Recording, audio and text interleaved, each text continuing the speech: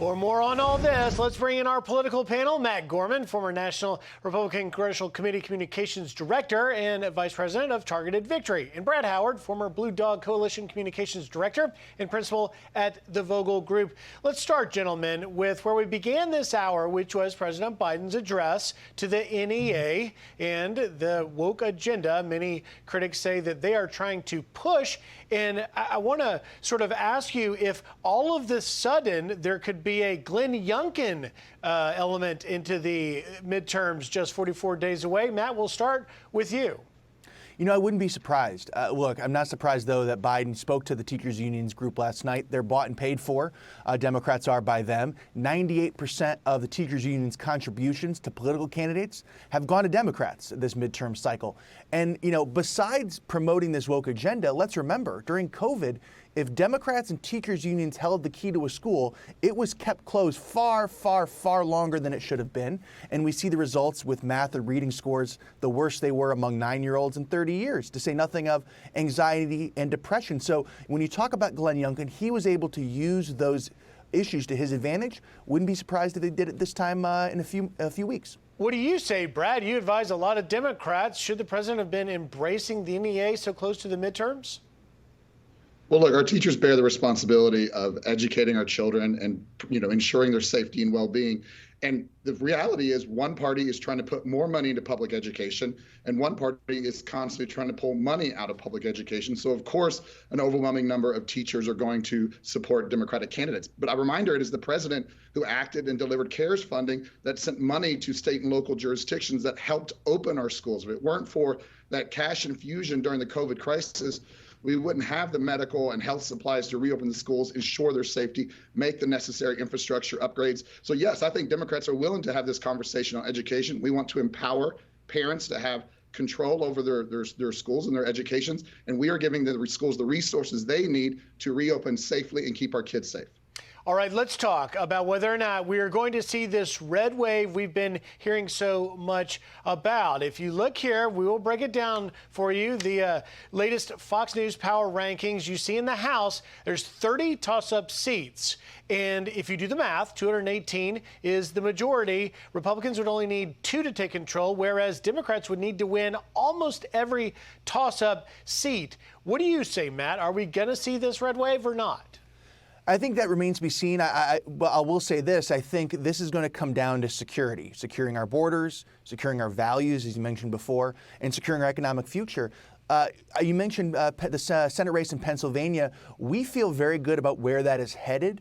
Oz has momentum there, as well as you're starting to see a small but consistent lead with Herschel Walker down in Georgia. Watch the Nevada Senate race as well. The number to look at above all others is Biden's approval rating. He can't get above 43 or so percent. And unless your last name is Manchin or Collins, you're not outrunning the president in a midterm year by 7 or 8 points. You're just not. All right, Brad, let me take a bite at that apple. Matt laid a lot of things out there. Not a lot of confidence in that red wave, but also pointing to the Senate. What do you say? Yeah, look, I think Democrats have a great case from the Senate at the moment. We have great candidates running everywhere. Tim Ryan is crushing it in Ohio, a state that President Trump won. It shouldn't be competitive, but it is because he's a great candidate. He's out fundraising J.D. Vance, and J.D. Vance is struggling to consolidate Republicans because of numerous mistakes he's made on the campaign. The same with Herschel Walker.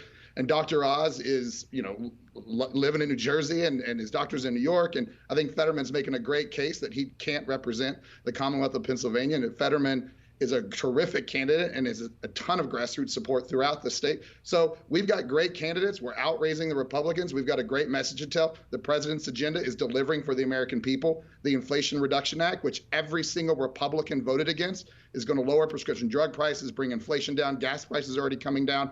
So I think we've got a great case to tell in November. But, Brad, it doesn't appear, even by Democrats' accounts, to reduce inflation as it is titled. Matt, is that going to be an Achilles heel for Democrats? Yes, and I remember when I was on here last with you, Griff, the other Democrat mentioned the Inflation Reduction Act, but then proceeded to mention every other policy in there except inflation. And look, to your point about outraising Republicans, Raphael Warnock's a perfect example. He's raised and spent $20 million down in Georgia, yet still can't get above 48%, and now he's losing in the race. And the same thing with John Fetterman. He is spending tons of money, but let's face it, there's a lot of questions about his health. We don't know who his doctor is. We don't know what his medical records are because he refuses to release them. And this is only 45 days out. There's a long way to go, and I think Democrats are going to be on defense the entire way. Brad, let me, as we are proving that we already knew, there's three main issues that are motivating voters this time. It's inflation, it's abortion, certainly on the Democrat side, and I think it's fair to say also the border. But how much of a factor is the former president, Donald Trump, as we saw continued investigations, a New York Attorney General filing a suit, of course, the Trump team losing a battle in federal court over those Mar-a-Lago documents, but also, not many people may know, but former President Trump's PAC withholding some funding in key Senate races at this point. How much of a factor is he, Brad? Well, look, the former president is the definition of a wild card. You never really know the impact he's going to have on a race. But what I will say this is the Republicans introduced an agenda last week that is a very extreme agenda for America. It imposes a nationwide abortion ban, guts Medicare and Social Security, repeals parts of the Affordable Care Act. And so I think they take that case to voters, it's going to get soundly rejected. And Democrats are fired up here. You know, the legal process is going to do its thing. It's going to play out. I think in the end, we're going to find out that no one is above the law, not even a former president. And I think politics should stay out of that judicial process. But Trump constantly being in the news, being drugged down by these investigations and scandals, I think is going to rally his base to him. So I do think it strengthens his case for renomination.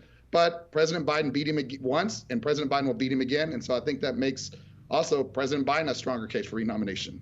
Trump's not even on the ballot is what we keep pointing out. Matt, what say you? You know, you started this segment by talking about Glenn Youngkin. Making Donald Trump the issue and having every sentence with a noun, a verb, and Donald Trump was Terry McAuliffe's strategy. And we all know well how well that worked for him. So look, Democrats are relying on Donald Trump to win this election. We're relying on the American people to look at their gas prices, to look at, you said before, cereal prices, heating prices, and the like, and how much they pay when they go to the grocery store. And I think, again, that bodes pretty well for Republicans. Democrats are just trying to throw Hail Marys here.